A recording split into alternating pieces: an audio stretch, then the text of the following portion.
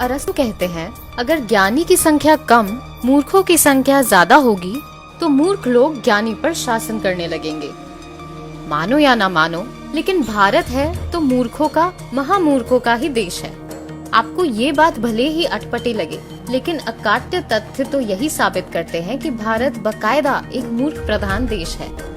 भारत यदि मूर्खों का देश ना होता तो 130 करोड़ लोग वाले इस देश में कैसे एक आदमी लाखों का सूट बूट पहनकर कहता है कि मैं गरीब हूँ और जनता उसे गरीब मान भी लेती है।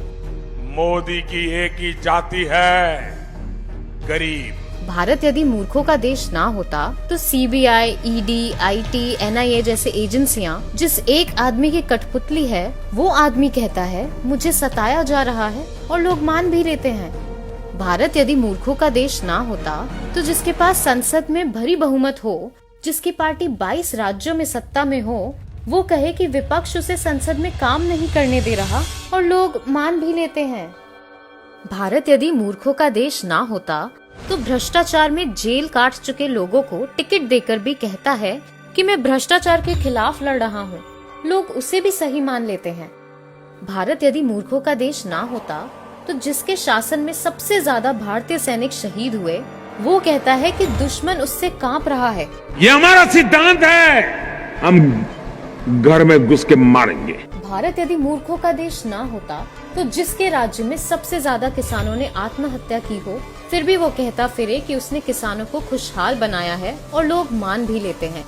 भारत यदि मूर्खों का देश ना होता तो जिसके राज में बलात्कार की वारदातें रोजाना नए कीर्तिमान बना रही हो, फिर भी वो कहता है उनका बेटी बचाओ अभियान सफल है और हम मान भी लेते हैं। बेटी बचाओ, बेटी पढ़ाओ। काला बाजारी को खत्म करने का दावा करके नोटबंदी करने वाला छोटी बड़ी लाखों भारतीय कंपनियां बंद कराकर 2.5 करोड़ भारतीयों को बेरोजगार करके कहता है नोटबंदी सफल रही और लोग मान भी लेते हैं।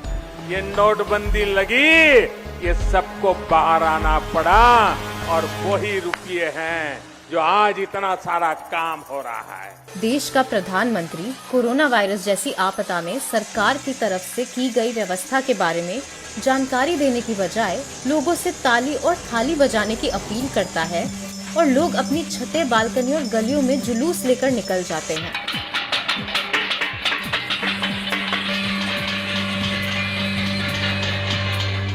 मूर्खों को धर्म, जात, गोत्र, खाप, आस्था, राष्ट्रवाद, जाति आधारित नफरत जैसे तोहफे हमेशा से बेहद पसंद आते हैं। आप दिल्ली में चुनाव जीतिए, नहीं तो मर जाएंगे मोदी जी।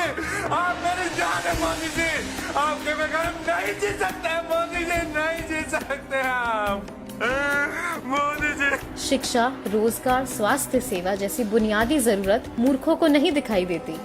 वाह मोदी जी, वाह वाह।